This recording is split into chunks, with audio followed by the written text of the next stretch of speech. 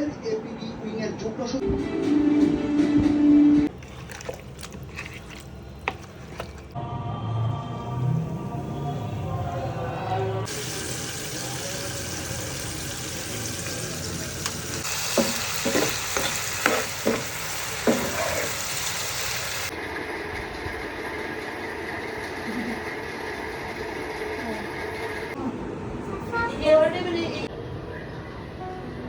আসসালামু আলাইকুম এভরিওয়ান, কেমন আছেন সবাই?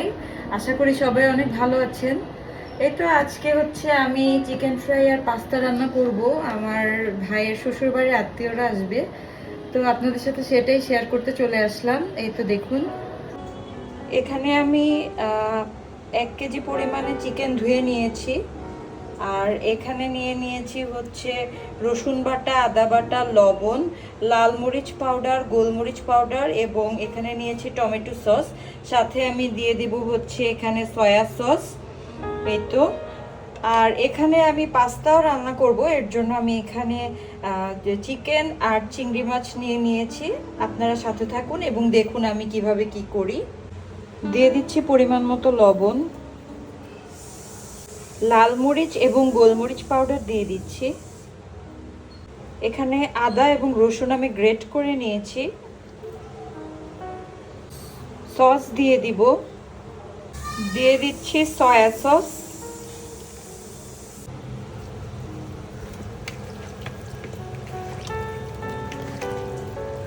আপনারা যদি পারেন এর সাথে পার্সলে, বেসিন লিফ এগুলো অ্যাড করবেন। আসলে আমার এগুলো শেষ হয়ে গেছে। এগুলো যদি আপনি ইউজ করেন তাহলে অবশ্যই দেখবেন কেএফসি বা বিএফসি স্টাইলের একটা স্মেল চলে আসবে। আপনি যে এই চিকেনটা বাসায় করেছেন সেটা একদমই বোঝা যাবে না। তো আসলে মূলত আজকে যার জন্য এগুলো করা, আমার ভাইরা, মনিকার হাজব্যান্ড, উনি মূলত আসবে আমাদের বাসায়, ফোন দিয়ে বলল। তো এর জন্য কি করা যায়, যেহেতু উনি দুপুরে আসবে না, আসবে বিকেলে, তো ভাইয়ের জন্য আমি আর কি একটু চিকেন ফ্রাই বানাচ্ছি আর হচ্ছে চিকেন পাস্তা করব, সাথে কিছু চিংড়ি মাছও দিয়ে দিব। ঘরে থাকা উপাদান দিয়েই আসলে আমি আজকে সব কিছু করছি। বাইরে কিন্তু একদম ঝুম বৃষ্টি হচ্ছে। আসলে নামাজের সময়টা এত বৃষ্টি হচ্ছে। এর মধ্যে আমি একটি ডিম দিয়ে দিয়েছি। ডিমটা দিলে চিকেনটা উপর থেকে ক্রিস্পি এবং ভিতর থেকে জুসি হয়। তো এটা আমি রেখে দিব 2 থেকে 2.5 ঘন্টার জন্য। ভালো করে মাখিয়ে নিচ্ছি। অনেকে আছে এটার মধ্যে একটু সামান্য পরিমাণে রেড চিলি, মানে কাশ্মীরি লাল মরিচ পাউডার যেটা, সেটা ইউজ করেন, তাহলে রঙটা অনেক সুন্দর হয়। বাট আমার কাছে ছিল না, তাই আমি ইউজ করিনি। জাস্ট এইভাবেই এখন রেখে দিব 2 থেকে 2.5 ঘন্টা।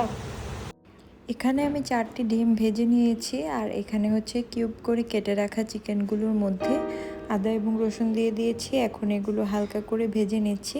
এর মধ্যে লাল মরিচ পাউডার দিয়ে দিব পরিমাণ মতো। যেহেতু আমি চিকেনটা একদম কাঁচা নিয়েছি, মশলাগুলো আমি এভাবেই অ্যাড করছি। আর এরপরে দিয়ে দিব হচ্ছে চিংড়ি মাছগুলো। এই তো, এখানে আগে থেকে আমি চিংড়ি মাছ কেটে রেখেছিলাম। এবার এগুলোকে ভালো করে মিশিয়ে দিচ্ছি। কালারটা দেখে এত সুন্দর লাগছিল আর খুব সুন্দর একটা স্মেল আসছিল। তো এই তো, এগুলো আমি সুন্দর করে নেড়ে চেড়ে দিচ্ছি। এই পাস্তা টাইপের রান্নাগুলো একটু হাই হিটে করতে হয়, তো আমিও তাই করছি। তো এখানে গোলমরিচ পাউডার দিয়ে দিয়েছি। গোলমরিচটা রেডি করতে আমার অনেক প্রবলেম হয়েছে, কারণ গোলমরিচের ফাঁকি ছিল না। আজ তো গোলমরিচকে আমি ফাঁকি করেছি, তাও আবার আমার গ্রাইন্ডার নষ্ট, আমি সেটা পাটা পোতায় করেছি। তো এই যে এখানে আমি ময়দা নিয়ে নিচ্ছি পরিমাণ মতো, দিয়ে দিব কর্নফ্লাওয়ার। এখানে আমি বেশ অনেকটা কর্নফ্লাওয়ার দিয়ে দিব। আর সাথে দিয়ে দিচ্ছি লাল মরিচ পাউডার। এবার হচ্ছে আগে থেকে ম্যারিনেট করা চিকেনগুলোকে আবার একটু হালকা করে মাখিয়ে এবার আমি কোটিংটা করে নিব। এই সময়টাতে অনেকে আছে ব্যাটার তৈরি করে তারপরে কোটিংটা করে, বাট আমি শুকনো ময়দা, কর্নফ্লাওয়ার, আপনারা তো দেখলেন কিভাবে করলাম।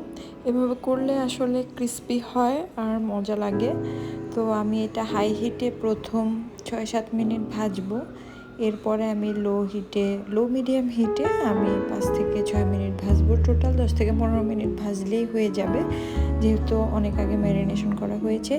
তো যাদের উদ্দেশ্যে নাস্তা বানানো আমি আগেই বলেছিলাম, ওদেরকে খেতে দিলাম এবং ওদেরকে বিদায় করে চলে গিয়েছিলাম নানুর ওখানে। নানুকে এখানে খাওয়ানো হচ্ছিল পাস্তা আর চিকেন ফ্রাই। নানুকে আমি একটু ভিডিও করে দেখাচ্ছিলাম। তো এখান থেকে আমরা চলে গিয়েছিলাম সানজুর কাছে। এই তো আজকের জন্য এতটুকুই। ভালো থাকবেন সবাই।